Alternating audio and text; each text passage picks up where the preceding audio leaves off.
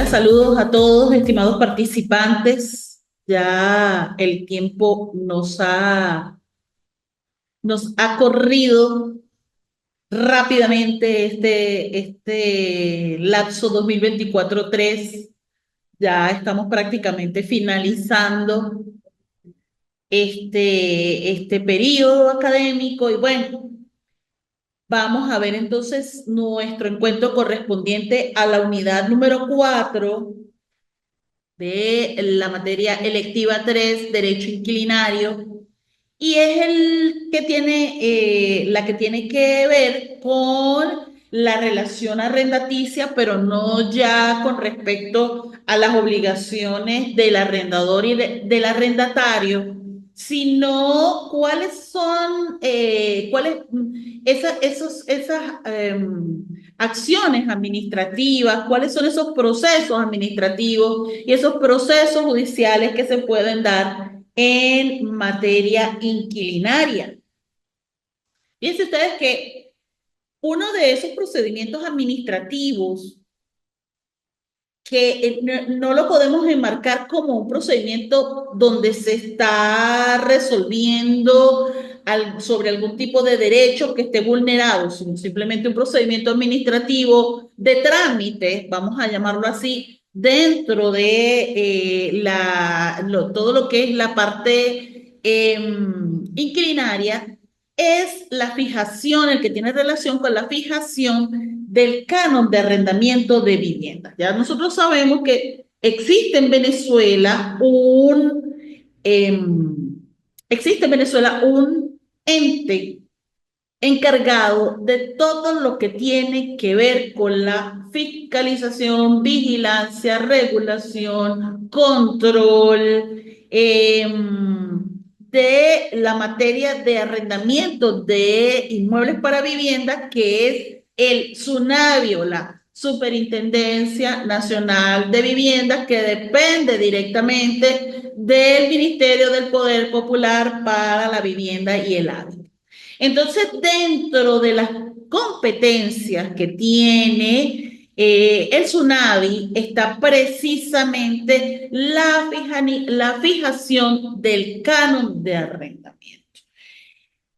En oportunidades anteriores, antes de esta ley, de este decreto con fuerza de ley, de esta ley para el control de los arrendamientos de inmuebles para vivienda, prácticamente como estábamos regulados por la ley de arrendamiento inmobiliario y por el Código Civil, pues las partes establecían de común acuerdo el monto del canon de arrendamiento y la forma del canon de arrendamiento.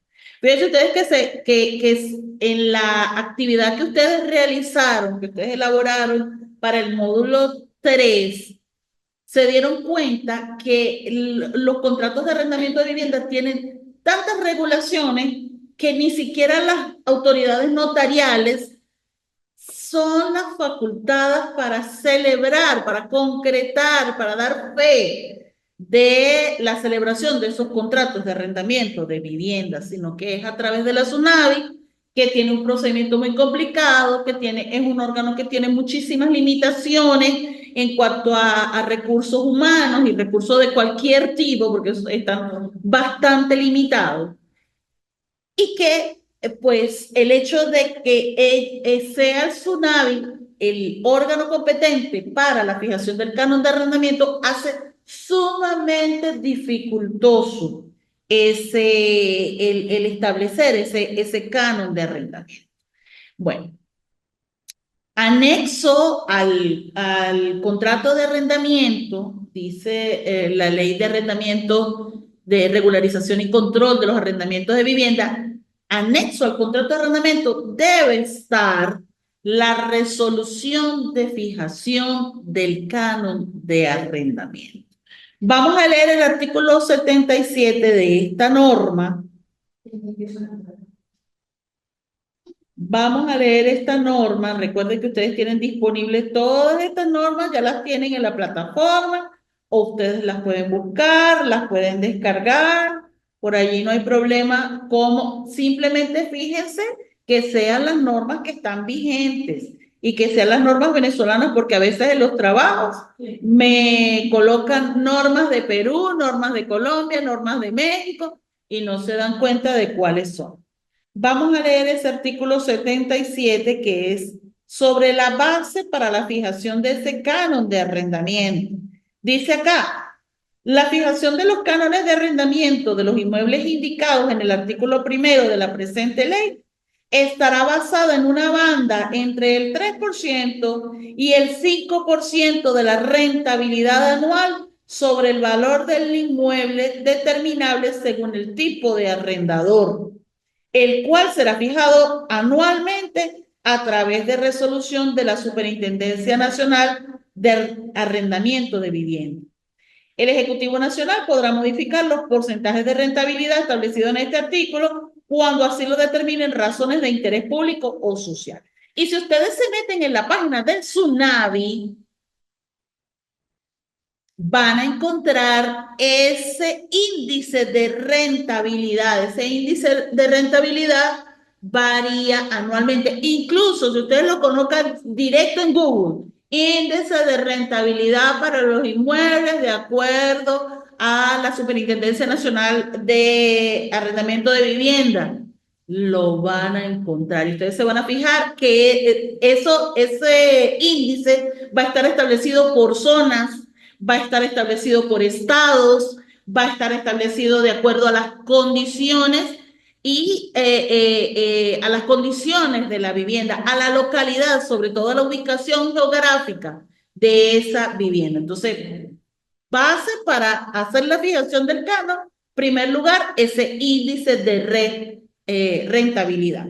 Igualmente, en el artículo 78 de la ley para regularización y control de los arrendamientos de vivienda, está establecida la fórmula para el canon, para hacer la determinación del canon de arrendamiento. Y dice el artículo 78, obtenido el valor del inmueble de conformidad con los artículos que preceden, se debe aplicar la siguiente fórmula. Canon de arrendamiento es igual a el valor del inmueble dividido entre 12 por el porcentaje de rentabilidad anual. El porcentaje va a variar entre el 3 y el 5%. Pero para hacer la determinación del valor del inmueble, que es ese primer valor de esa fórmula, hay que llenar los extremos de esa fórmula como cuando sabíamos fórmulas en física, fórmulas de matemáticas. Hay que determinar cuál es el justo valor del inmueble de acuerdo con el artículo 73. Y dice por acá el artículo 73. Para la determinación del valor del inmueble, la Superintendencia Nacional de Arrendamiento de Vivienda deberá utilizar los elementos científicos que se enuncian en este artículo, así como cualquier otro en función de manejar la fórmula que se establezca a favor del justo valor y la garantía de los fines supremos en materia de arrendamiento establecidos en esta ley. Entonces tenemos como índices o como ítem para hacer la determinación del justo valor del inmueble, primero el valor de reposición, que igualmente está contemplado en el artículo 74. Dice el artículo 74, a los efectos del artículo anterior, el valor de reposición será aquel determinado por el valor de construcción en la actualidad, el cual será fijado anualmente por el Ministerio del Poder Popular con competencia en materia de vivienda y hábitat. Dicho valor deberá ser expresado en bolívares por metro cuadrado.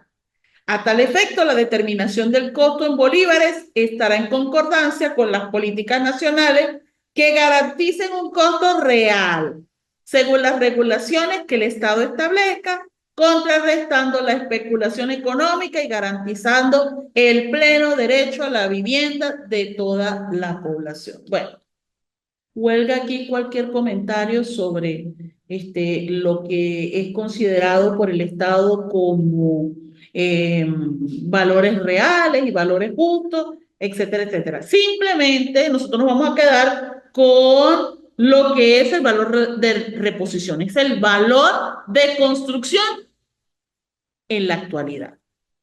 En segundo lugar, ¿qué debemos tomar en cuenta? ¿O qué va a tomar en cuenta la SUNAVI o el SUNAVI? Las dimensiones del inmueble, es decir, cuál es el área que tiene. El valor de depreciación, que es ese valor derivado de la vetustez del inmueble. Esta palabra no todo el mundo la maneja. La vetustez es cuán viejo es, cuán vetusto es el inmueble. Esas son como palabras del siglo pasado. Dice el artículo 75, el porcentaje de depreciación del inmueble estará basado en la relación con la vida útil del inmueble, de acuerdo a su uso, calidad, condiciones de mantenimiento y estado de conservación.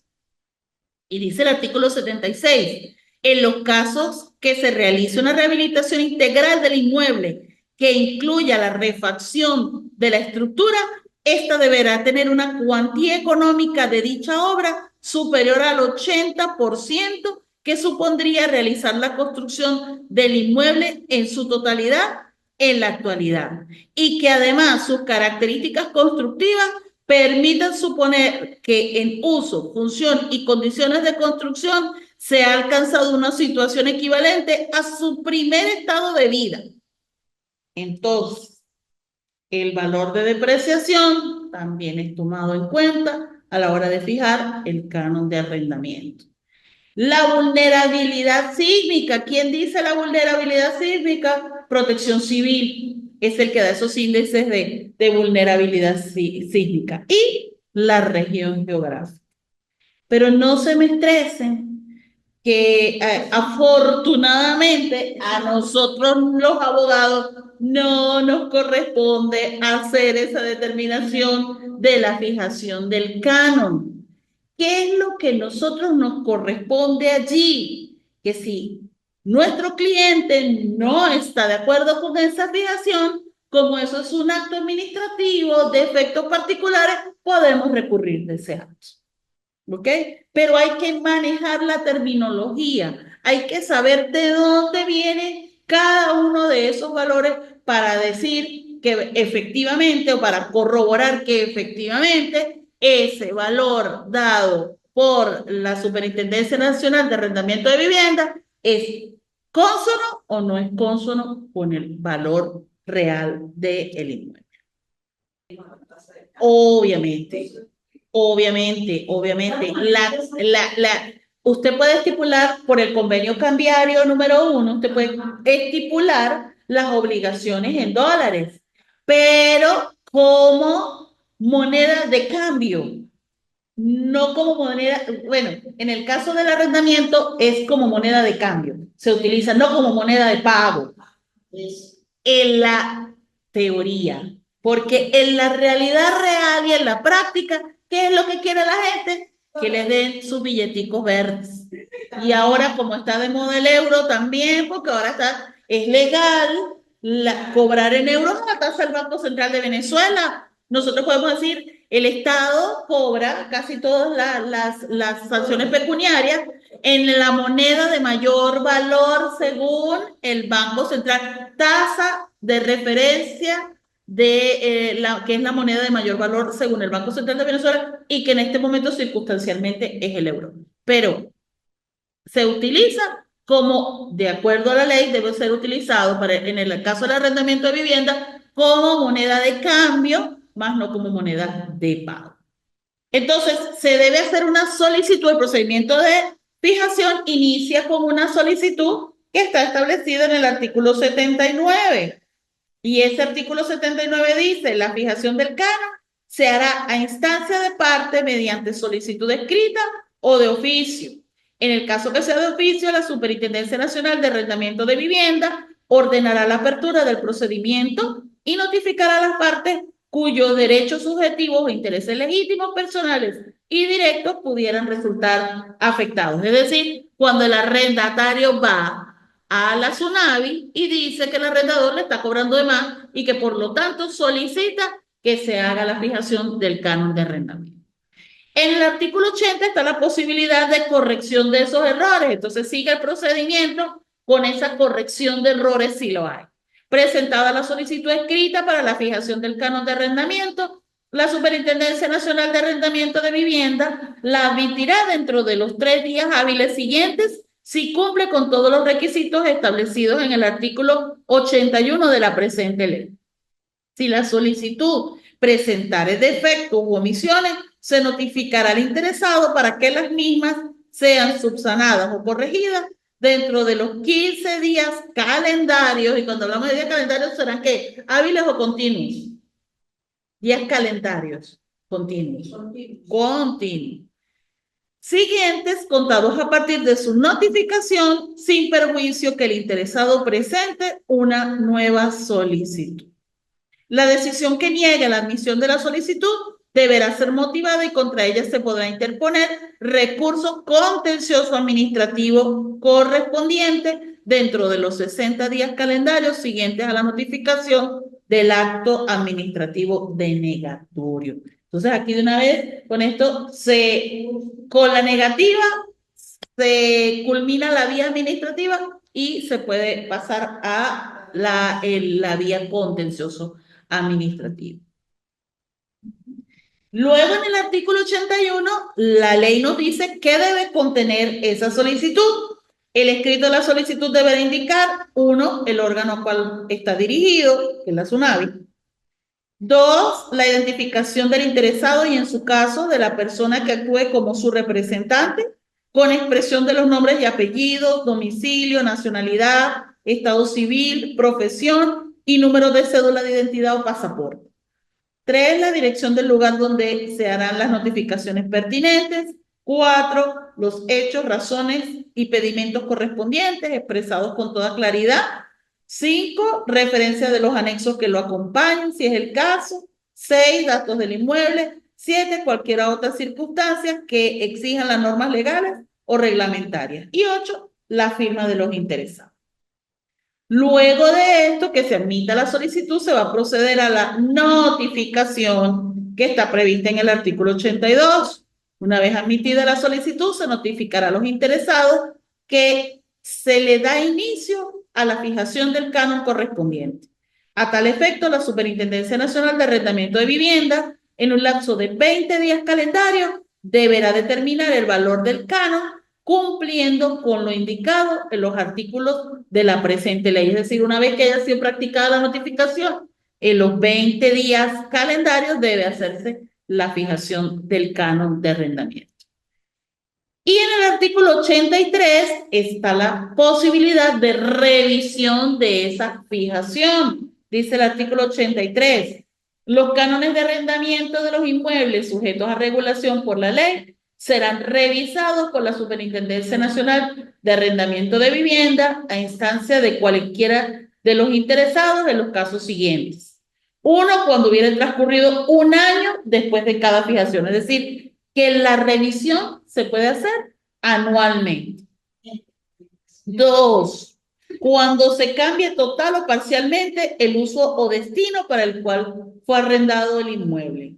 3, cuando el arrendador haya ejecutado en el inmueble dentro del plazo indicado en el numeral 1 del presente artículo, es decir, en ese primer año o en ese año, mejoras cuyo costo exceden del 20% del valor del inmueble.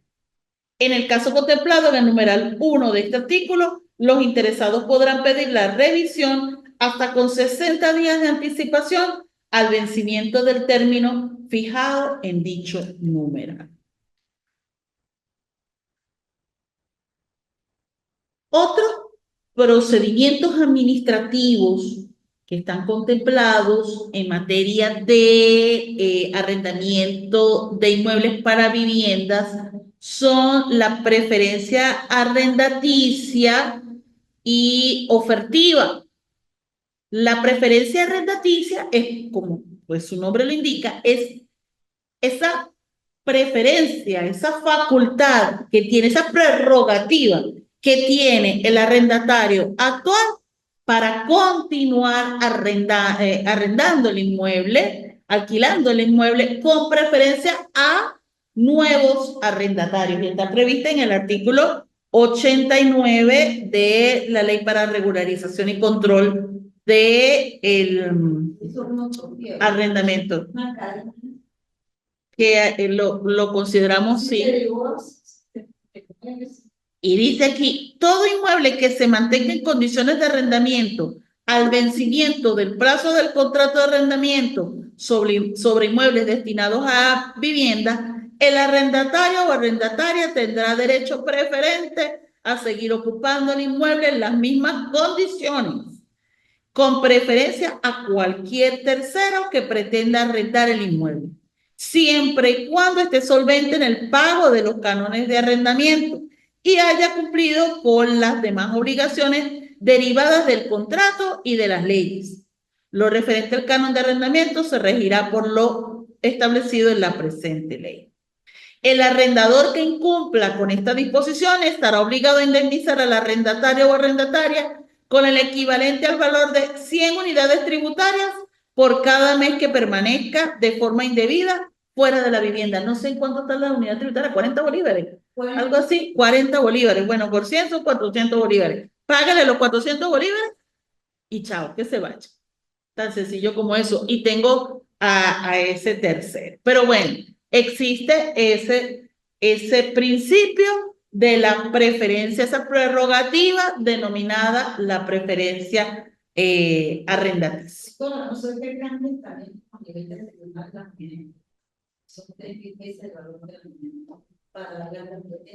Aquí me está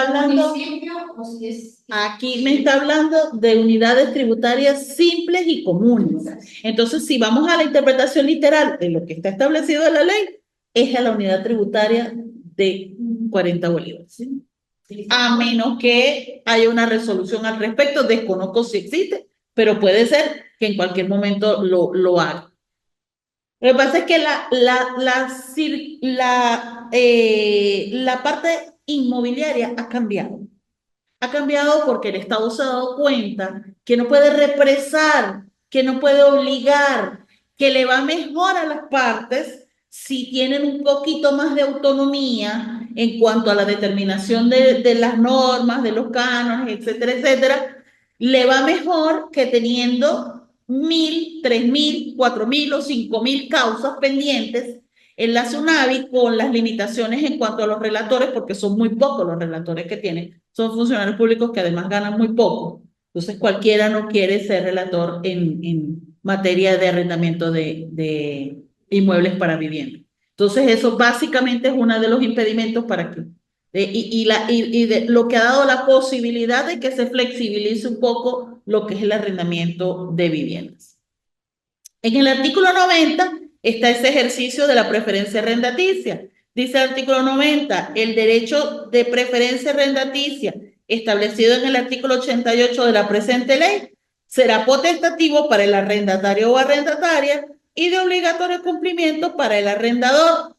A tal efecto, el arrendatario o arrendataria que no desee disfrutar de este derecho deberá manifestar su voluntad al arrendador mediante documento auténtico con por lo menos 30 días antes del vencimiento del contrato. Bueno, ahí dice documento auténtico y nosotros podemos entender que es una declaración por ante una notaría, porque eso es lo que es un documento auténtico.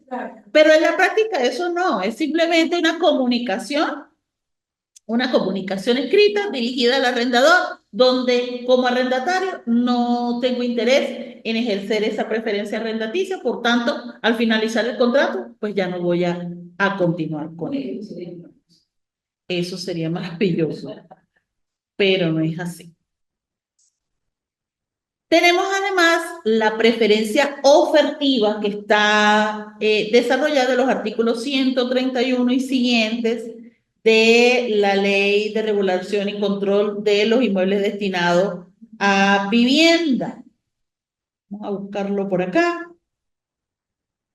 131. En caso de un acto traslativo de propiedad del inmueble, la preferencia ofertiva es el derecho que corresponde al arrendatario o arrendataria que lo ocupa para que se le ofrezca en venta en primer lugar, y con preferencia a cualquier tercero. Entonces, mientras que la preferencia rentaticia, como lo estábamos viendo por acá, Eso sí está un poco la preferencia rentaticia, ya lo vamos a buscar por acá.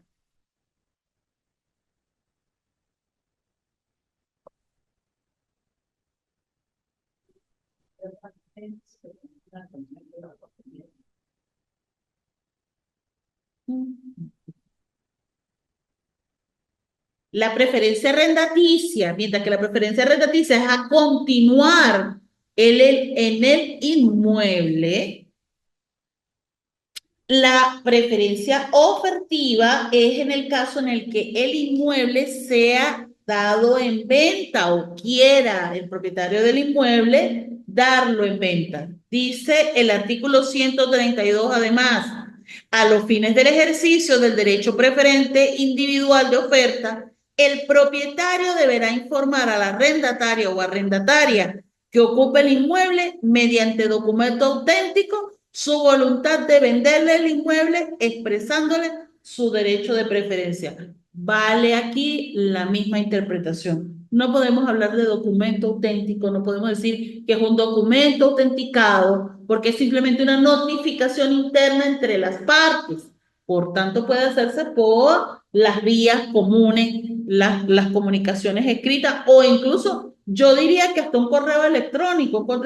A las partes estilan colocar en los contratos de arrendamiento correos electrónicos actualmente para los efectos de las notificaciones y mientras la superintendencia no lo objete, pues puede perfectamente ser un medio por el cual se pueden comunicar las partes. Además, las sentencias pueden seguir porque las notificaciones son válidas vía WhatsApp. Exactamente. Dice acá que además puede revertirse, puede haber un retracto legal cuando el arrendador, el propietario del inmueble, obviando esta preferencia ofertiva a la que es facultativa para el arrendatario, igualmente realiza o efectúa la venta del inmueble. Vamos a ver lo que dice el artículo 138. El retracto legal arrendaticio es el derecho que tienen los arrendatarios o arrendatarias de subrogarse en las mismas condiciones estipuladas en el instrumento traslativo de propiedad en el lugar de quien adquiere el inmueble otorgado por venta o por cualquier otro tipo de transferencia de la propiedad del inmueble que esté en arrendamiento.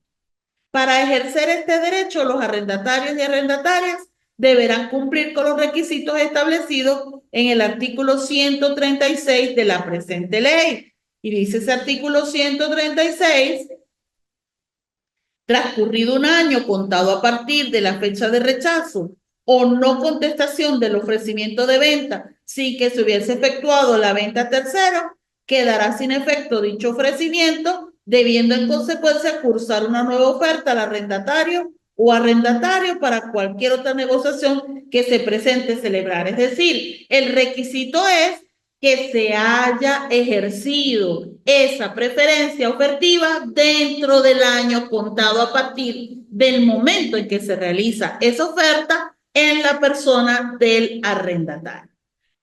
El artículo 39 establece cuál es el lapso. El derecho de retracto a que se refiere el artículo anterior deberá ser ejercido por los arrendatarios o arrendatarias dentro del plazo de 180 días hábiles contados a partir de la fecha de la notificación cierta de la negociación celebrada que deberá hacerles el adquirente mediante documento público.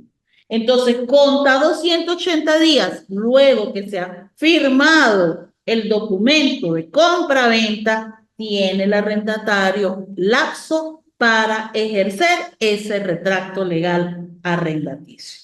Y en el artículo 140 están los supuestos en los cuales se puede ejercer. Dice aquí, Cuando deje de cumplirse alguno de los requisitos establecidos en el artículo 132 y en segundo lugar, efectuada la venta a un tercero, su precio postulare y resultara inferior al ofertado o sus condiciones fueran más favorables que las ofrecidas inicialmente a los arrendatarios o a las arrendatarias. Es decir, que las condiciones dadas al tercero no pueden ser más favorables que el arrendatario o la arrendataria, porque en ese caso, cuando él se dé cuenta de esas condiciones que fueron más favorables y por las cuales él desconocía y rechazó la oferta, puede ejercer entonces, exigir que sea ejecutado el retracto arrendaticio en esas nuevas condiciones, en esas condiciones más favorables que se dieron a ese tercero. Entonces tenemos retracto legal cuando se vende el bien dado en arrendamiento sin el ejercicio por ningún momento de la preferencia ofertiva, o si esa preferencia, si esa oferta realizada al arrendatario fuere en condiciones más gravosas, fueren en condiciones menos favorables que las que se le dieron al tercero. En ese caso, el arrendatario puede tener esa facultad de ejercer el retracto legal arrendaticio. Y entramos entonces en los procedimientos administrativos y en los procedimientos judiciales en materia de vivienda, y empezamos con el procedimiento administrativo de desalojo y volvemos a explicar la actividad que ustedes tienen que hacer para este módulo 4. Tienen que hacer un cuadro comparativo de doble entrada, porque como lo que hemos hecho durante todo este periodo académico, hemos comparado el arrendamiento de viviendas con el arrendamiento de locales comerciales y ustedes se han dado cuenta de todas las diferencias y todas las posibilidades que hay en uno u otro. Aquí vamos a finalizar haciendo lo mismo. Vamos a comparar. Vamos a comparar cuáles son los procedimientos administrativos en materia de arrendamiento de inmuebles para vivienda y vamos a comparar cuáles son los procedimientos administrativos y judiciales en los arrendamientos de locales de uso comercial, para uso comercial. Entonces, ¿qué van a hacer ustedes en ese cuadro comparativo de doble entrada? En la entrada horizontal van a colocar cada uno de los recursos, es decir, que les van a quedar todos los recursos, desalojo, etcétera, etcétera, todos los recursos administrativos y todos los recursos judiciales. Y en la entrada vertical, esta es la entrada horizontal, en la entrada vertical del cuadro comparativo van a colocar inmuebles para vivienda, inmuebles para uso comercial. Entonces van a colocar cómo es el procedimiento de desalojo en inmuebles para vivienda, cómo es el procedimiento de desalojo para inmuebles de uso comercial, cómo son los procedimientos administrativos para inmuebles para vivienda, cómo son los procedimientos administrativos para inmuebles de uso comercial, cómo son los procedimientos judiciales para inmuebles para vivienda, cómo son los procedimientos judiciales para los inmuebles para uso comercial. Y se pueden guiar perfectamente por lo que tenemos aquí. No lo vamos a desarrollar porque eso es parte de su trabajo, de desarrollar los artículos, verificarlos para que ustedes puedan construir. Recuerden, los cuadros comparativos, los mapas conceptuales, etcétera, etcétera, son puntuales. No es necesario que ustedes copien el artículo tal y como está en la ley. No es necesario.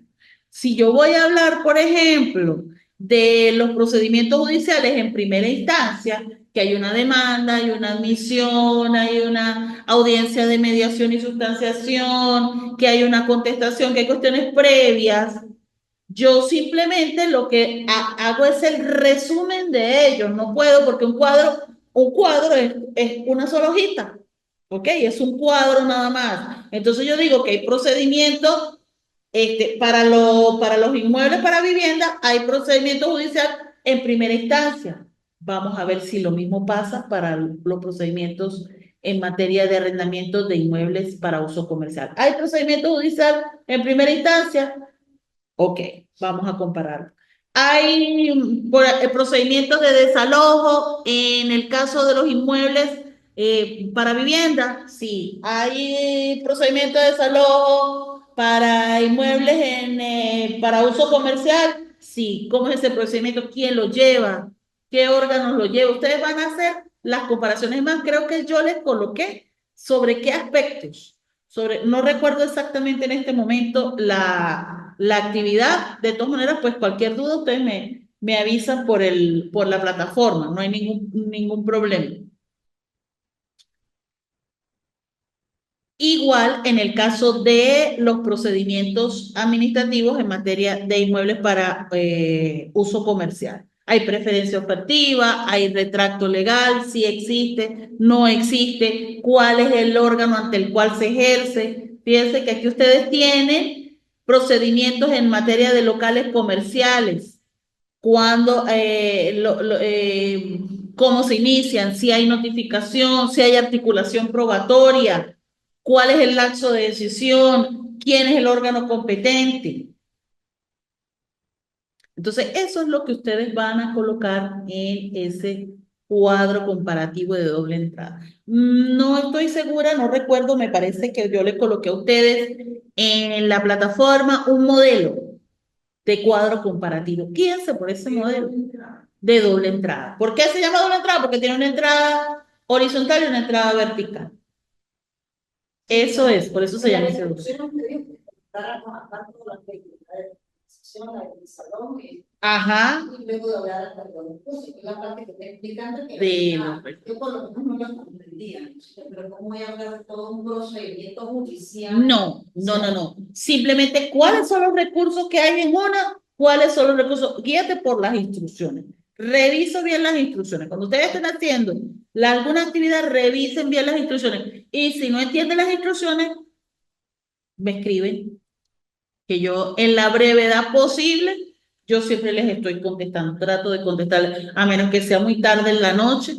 Yo después de cierta hora, pues como me levanto muy temprano, generalmente temprano también me acuesto, pero si no, yo siempre en la mañanita contesto, o sea, en la brevedad de lo posible, yo siempre trato de contestar. ¿Ven? Hay procedimiento conciliatorio. No es que me tengan que decir todo el procedimiento, porque a veces no cabe, no les va a caber, sino decirme por lo menos el título de cada procedimiento. Aquí se da este procedimiento bien puntual. Eso es lo que me interesa, que sea bien puntual.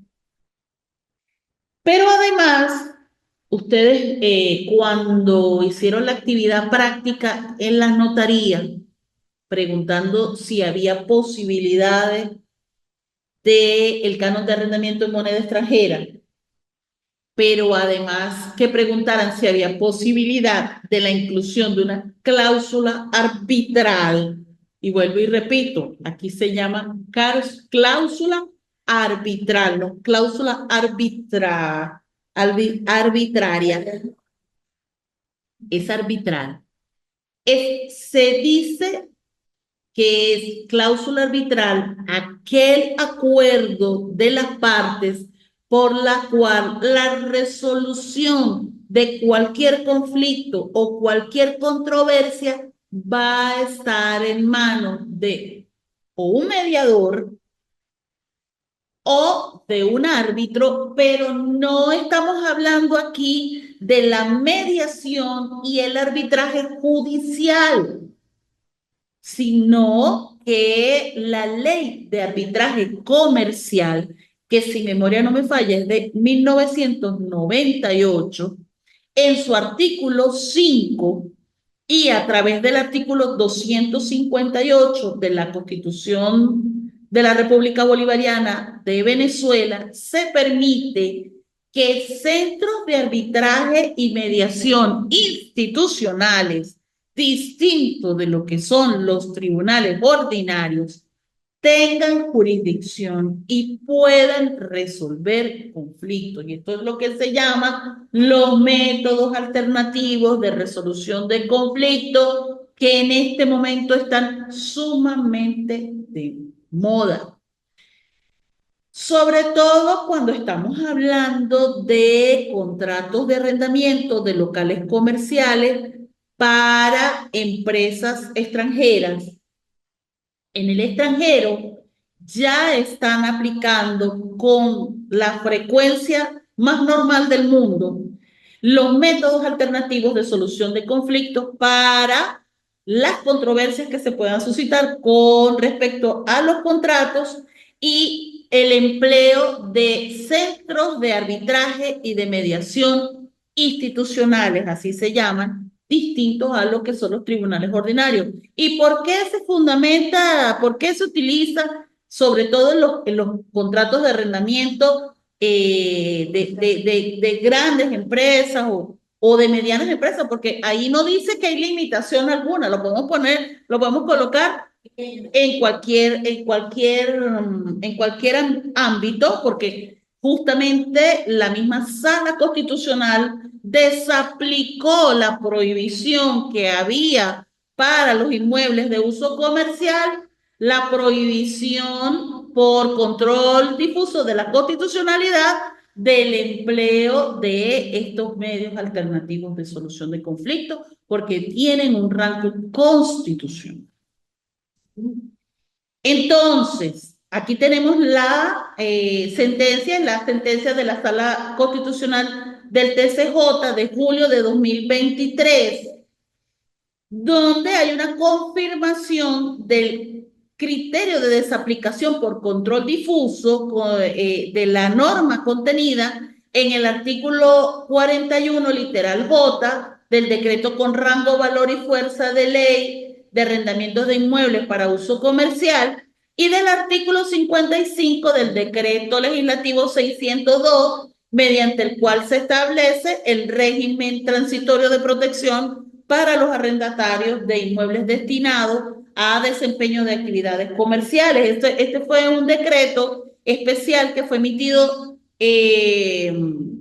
para los casos el caso de la pandemia, para cuando estuvimos en pandemia. Entonces ya justamente no tiene razón de ser y por tanto el TSJ confirmó la desaplicación por control difuso de la constitucionalidad de este decreto legislativo 602. Entonces, sobre esta base, se puede establecer dentro del contrato de arrendamiento o bien por un adendum. Los adendum son anexos a los contratos donde las partes puedan establecer la llamada cláusula arbitral.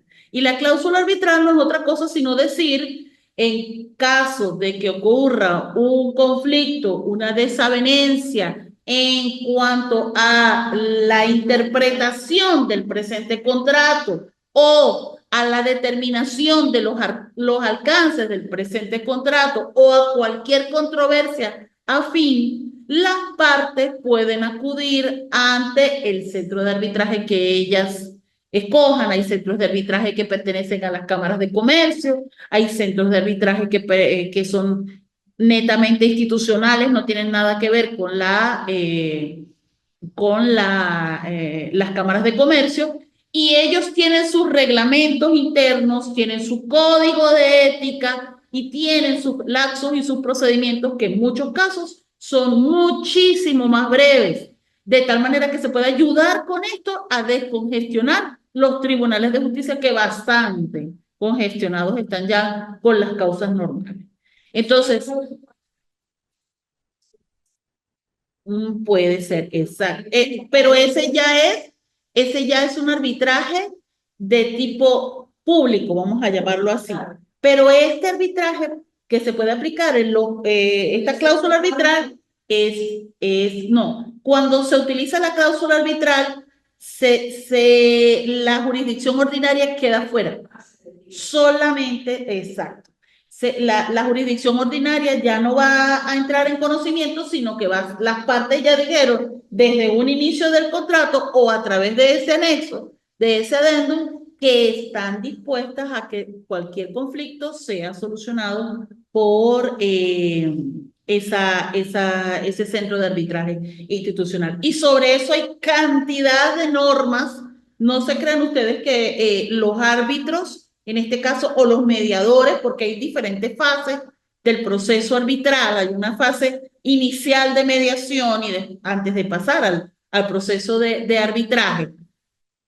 Hay normas internacionales que regulan la materia de las cláusulas arbitrales y del ejercicio de las cláusulas arbitrales y de la mediación como métodos alternativos de solución de conflictos. Se llaman así los MARCs, métodos alternativos de solución de conflicto. Entonces existen normas internacionales regulatorias y que fueron recogidas partes de ellas en la ley de arbitraje comercial. Pero además, esos centros de arbitraje tienen sus propias normas y su propio código de ética.